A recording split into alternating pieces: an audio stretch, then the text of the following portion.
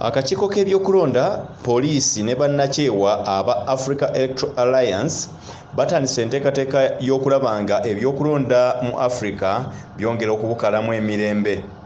Wano mu mawanga ga Africa obululu bwe buggwa emirundi egisinga waddawo obutakkaanya n'obutabanguko ekiviirako bangi okufa. Ekibiina ekya Bannakyewa ekya Africa Electoral Alliance nga balamu n'akakiiko k'ebyokulonda ssaako Poliisi bajjukiza bannayuganda obuvunaanyizibwa bwabwe mu kiseera ky'obululu nga buwedde n'okulaba nti singa wabeerawo obutakkaanya tewabeerawo kufa. Richard Kamugisha ow'akakiiko k'ebyokulonda agamba nti abantu bwe bava mu kulonda ne bafuna obutakkaanya basaana babeere n'enkola ey'enjawulo mu mateeka gye bayitamu okugonjoola ensonga zaabwe. And the outcome is contested, then the matter shall be referred for arbitration by courts of law. Now, why is a section of some citizens not accepting the outcome from the results announced by the Electoral Commission, the outcome that is pronounced by court, and this kind of situation is breeding a lot of violence and is becoming a source of insecurity. Ssaabawandiisi w'ekibiina kya Africa Electoral Alliance Daudi Barak agamba nti amawanga ga Africa gasobola bulungi okwewala obutabanguko n'okufa nga bakolera mu demokulasiya naye kino kiteekwa kuva mu bwongo.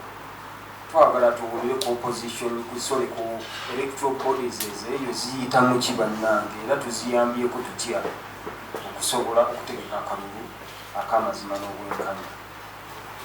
Tugende Kenya tutunuulire abantu baayogera emyezi 6 ne basalawo nani gwe lwagala abafuge okusinziira ku byafuge naye kakati ate tulaba biki ekyo nakyo twagala tukitunuulire ne tugenda mu kanyomero ke tugenda okulowooza naffe ffenna tutuule nga East Africa twerowoozeko tugambe obutonde bw'ensi bannaye bwonooneka.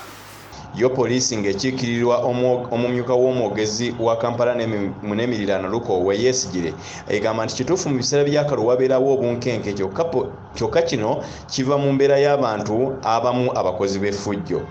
Abantu ne bajja nga bo tebaagala mmanya kikigenda mu maaso.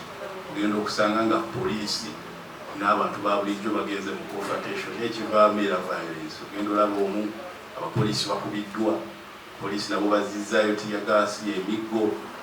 Ekyo ne wabaawo n'ekyembi nti obulamu kiviirako abantu abamu okufiirwa obulamu mu mbeera oba poliisi oba abantu aba bulijjo. Naye most especially abantu aba bulijjo kuba poliisi saidi yaffe ebiseera ebisinga tuba tulina emmundu okiyinza okwaliza abasirikale abamu okufulumya amasasi. Bonsatule bano bakubeera n'olukuŋŋaana tabamiruka mu mwezi ogw'omunaana wano mu Kampala.